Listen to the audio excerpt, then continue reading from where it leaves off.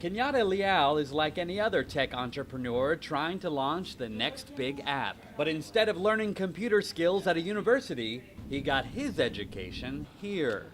Is all set? Leal served more than 20 years, half his life, in prison for multiple armed robberies.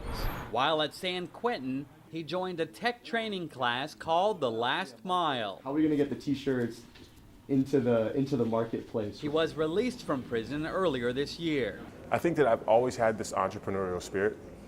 I've just used it in the wrong way. The Last Mile brings volunteers from Silicon Valley to the prisons to teach technology to the inmates, many of whom have never used a computer. I came in at a time where the internet had just started to become popular, and I've only seen the internet once before I actually stepped into prison, and the world's really passed me by. The prisoners are not allowed to go online, so computer skills are taught through lectures and note-taking.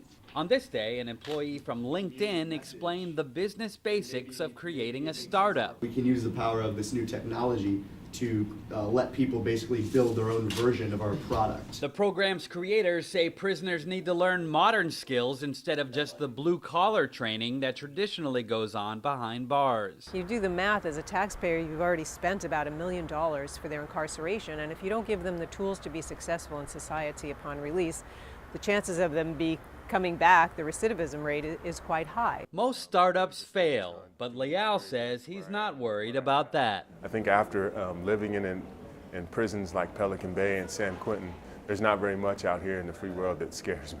As more programming jobs are outsourced overseas, The Last Mile says prisons could provide a new pool for homegrown tech workers. Haven Daily, Associated Press, San Quentin, California.